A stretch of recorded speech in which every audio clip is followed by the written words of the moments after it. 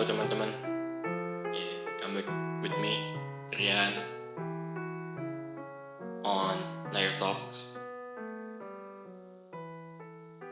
Kali ini kita dalam suasana berkabung. Selain salah satu musisi Indonesia telah berpulang, yaitu Glenn Fredly, bagi saya pribadi pun dan bagi beberapa teman saya, kami kehilangan satu sosok guru dalam hidup, guru kehidupan. Beliau adalah Bapak Saiful Anwar. Beliau adalah foundernya Teater Awal.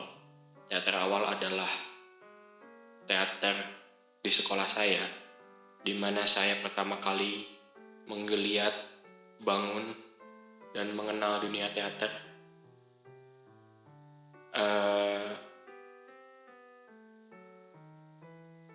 Guru saya meninggal 2 hari yang lalu setelah melewati sakit yang cukup panjang.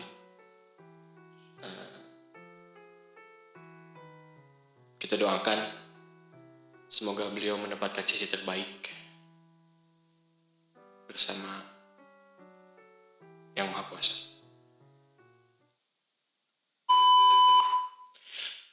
Setelah saya setelah saya menyimpan pesan di Instagram bahwa saya akan menceritakan kisah-kisah horor, kisah-kisah seram yang dialami oleh teman-teman saya. Kebetulan ada beberapa teman yang sudah mengirim, dan untuk yang lain masih saya tunggu. Karena beberapa waktu ini saya akan menambah segmen dalam podcast saya yang bercerita tentang sesuatu yang tidak semua orang bisa alami. Tadinya saya mau merekam podcast ini kemarin, bertepatan dengan malam Jumat, tapi saya nggak bisa ninggalin istri saya karena saya mau merekamnya di sini, di studio ini. Dan kalau di rumah, kasihan nanti yang saya ceritakan merasa terpanggil dirinya, kemudian dia hadir, dan saya nggak mau dia gangguin calon anak saya. Cerita pertama datang dari salah satu teman saya. Beliau juga pernah membuat konten dengan saya. Beliau ini perempuan dan dia minta namanya disamarkan. Ya, dia perempuan, pernah buat konten dengan saya. Rumahnya nggak terlalu jauh dengan rumah orang tua saya yang di sana. Jadi katanya, saya bacakan secara full aja ya, biar nggak bingung. Begini, cerita horor rumah yang dulu. Mungkin itu judulnya. Karena yang saya tahu dia itu sudah beberapa kali pindah rumah. Dan yang saya tahu yang horor itu rumah yang dia tempati sekarang gitu loh. Oke, lanjut. Cerita horor rumah yang dulu di ujung. Sekarang udah pindah di rumah yang dulu itu tempatnya paling ujung di suatu kampung, jauh kemana-mana dan jauh dari siapa-siapa. Paling ada depan rumah itu guru sekolahnya dia. Pas pertama pindah dari kampung lain, jadi dulu tuh dia nggak tinggal di kampung itu, tapi dia agak jauh gitu. Pas pertama kali pindah dari kampung lain, masih satu daerah itu. Pertama kali katanya hari pertama itu dia belum sempet beresin barang karena pada kecapean. Hasil mereka tidur dan rebahan begitulah. Baru aja pindah, dia dan sekeluarga sudah disambut. Yang pertama adalah mamanya dia sedang tidur di kamar paling belakang. Ketika sedang tidur, mamanya dia itu rambutnya ada yang narik.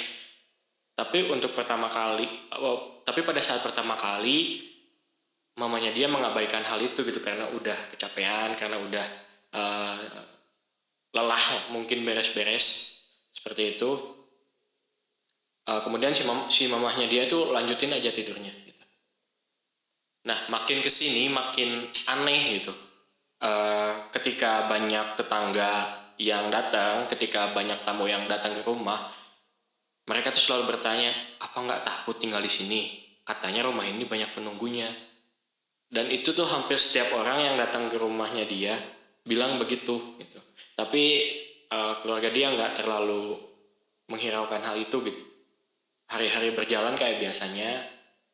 Kakak saya katanya, kakak saya yang kedua lagi hamil dan disuruh oleh mama untuk diam di sana, untuk diam di rumah ini karena mamanya mungkin ingin lebih memperhatikan anaknya dan ingin lihat perkembangan calon cucunya, maklum katanya cucu pertama. Nah setelah lahiran, dari pertama si bayinya lahir sampai usia 2-3 bulan, si bayinya itu diurusin di rumah itu. Tapi pada saat tengah malam, bayinya itu suka nangis, ya bisa berhenti, seperti ada yang mengganggu. Ya wajar sih ya, yang namanya juga bayi gitu masih bersih. Katanya, saya belum tahu faktanya, katanya kalau makhluk-makhluk kayak gitu tuh bisa dilihat oleh bayi, ya bisa menampakkan diri kepada bayi. Pada akhirnya karena sering kejadian seperti itu, si bayi anak dari kakaknya si pencerita ini diajak pindah oleh suaminya ke Bandung, dan di Bandung si bayi pun tidak mengalami, maksudnya tidak terjadi hal seperti itu, tidak selalu nangis-nangis ketika tengah malam. Katanya sepulangnya anak bayi itu ke Bandung, di rumahnya sepi lagi, suasana beda lagi, bahkan siang pun terasa seperti malam gitu. Dan emang hawanya beda banget. Dan makin hari tuh begitu gitu. Setiap hari tuh pasti ada aja tanda-tanda bahwa dia menunjukkan kehadirannya gitu. Mau itu menyerupai sesuatu atau menyerupai seseorang gitu. Suatu hari mamanya lagi nyuci dan nggak ada siapa-siapa kecuali mamanya di rumahnya. Katanya ada yang lewat gitu, perempuan, nggak terlalu kecil, nggak terlalu besar, seperti tubuh seorang remaja. Dan si pencerita ini pun katanya pernah digangguin ketika dia habis mandi dan dia mau berias di meja rias, taunya make upnya dia gerak-gerak sendiri gitu, dan ada suara kresek-kresek gitu, kayak seperti plastik dipegang kresek-kresek, padahal nggak ada plastik gitu. Semenjak saat itu si penghuni rumah, terutama anak-anaknya, dia dan adiknya nggak pernah berani ke kamar mandi sendiri. Dan mama mereka selalu berpesan bahwa kalau mau ke kamar mandi biar mama anterin katanya gitu, takut kenapa-kenapa. Sampai ada satu kejadian yang ini kayak klimaks banget, ngeri banget gitu. Mereka nggak bisa beraktivitas normal, nggak bisa bekerja gitu, pikirannya tidak karuan gitu.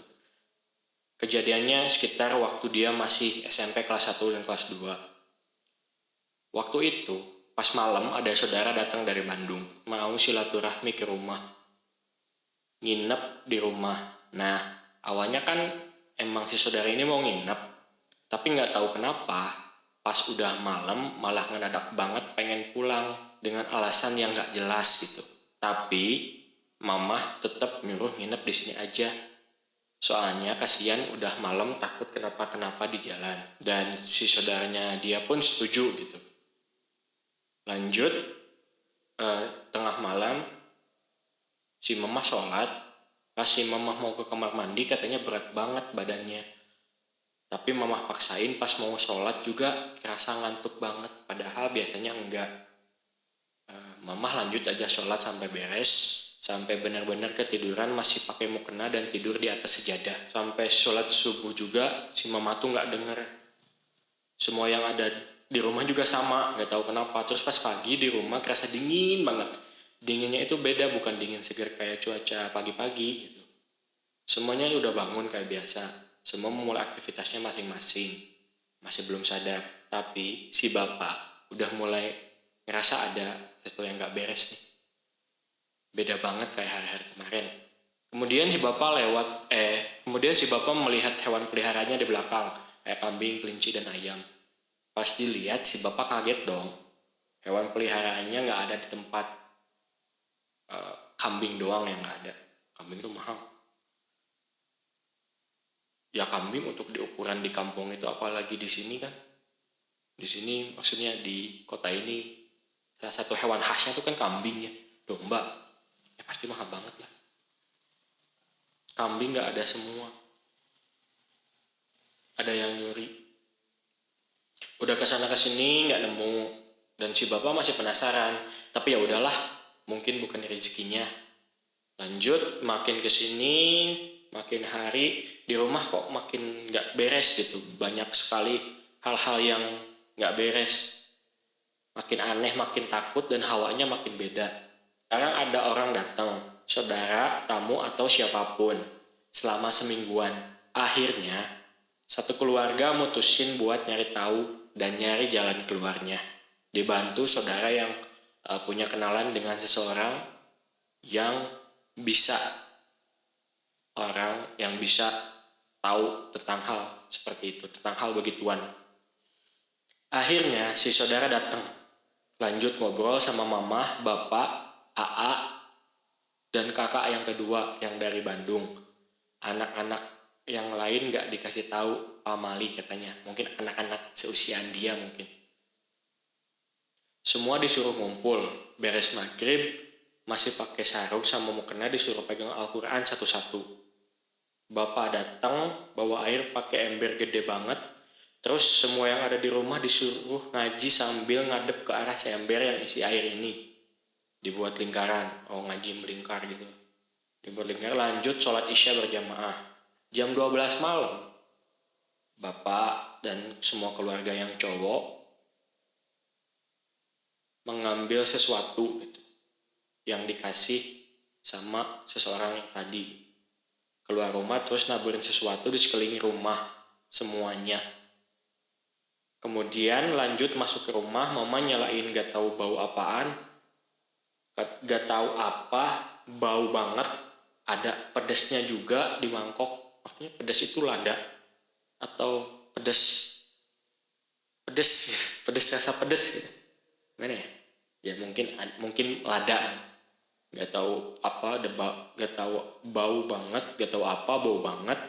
Dan ada pedasnya di mangkok. Terus dikelilingin juga ke setiap sudut rumah. Semua gak ada yang lewat. Sampai ke kamar si mama, mangkok yang lagi dipegang berhamburan acak-acakan.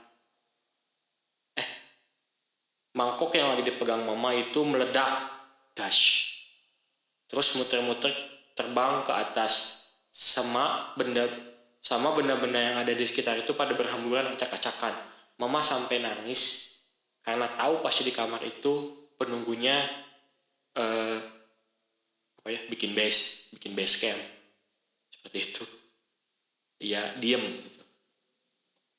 Malah pecahan mangkoknya kena dahi mama sampai berdarah. Semua ngumpul, mama, bapak, sama saudara. Cerita kalau di rumah itu tuh kayak gini, ngomongin dari A sampai Z sampai pagi gak tidur-tidur. Ini juga dulunya ada yang celaka di depan rumah. Terus yang celaka itu dibawa ke teras sampai darahnya kemana-mana. Kalau kata orang sih, yang celaka itu meninggal. Terus rumahnya udah lama gak ditempatin. Makanya banyak orang yang takut kalau datang ke rumah.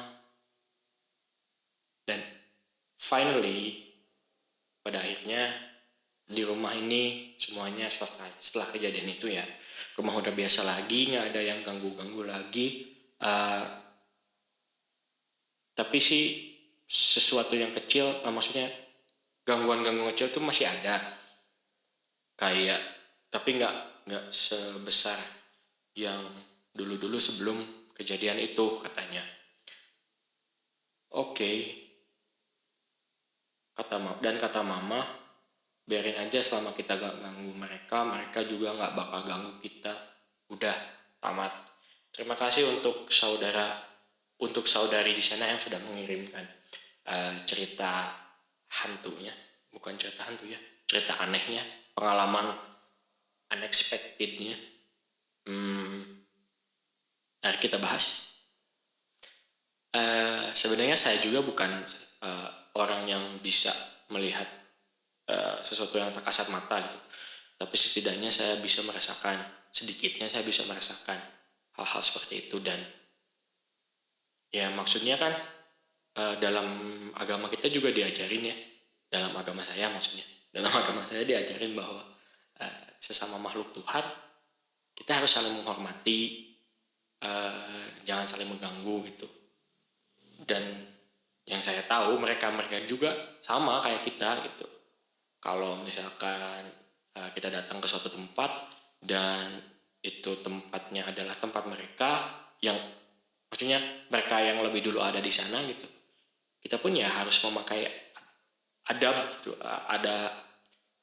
Ada hal-hal yang harus kita patuhi seperti permisi atau semacamnya lah, karena ya sama lah. Misalkan kalau kita orang terus ada yang lewat kita nggak permisi, kan kita juga nggak enak, sama juga mereka kayak gitu. Dan mohon nih kepada makhluk yang diceritain di sini, nggak usah datang, saya cuma cerita doang, saya cuma niatnya ingin bantu dan ingin menghibur gitu, jangan datang ya. Saya akhiri podcast kali ini. Dan bagi kalian yang masih mempunyai cerita seram, cerita horor, kalian boleh kirim ke email saya di tandikas07@gmail.com. Saya tunggu. Gak apa-apa panjang juga,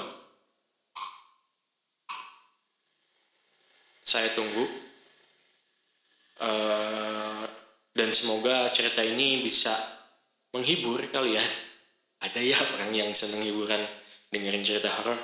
Adalah. Saya tunggu cerita kalian. Dan terima kasih kepada yang sudah mengirimkan cerita. Nanti insya Allah akan saya ceritakan pada podcast-podcast berikutnya.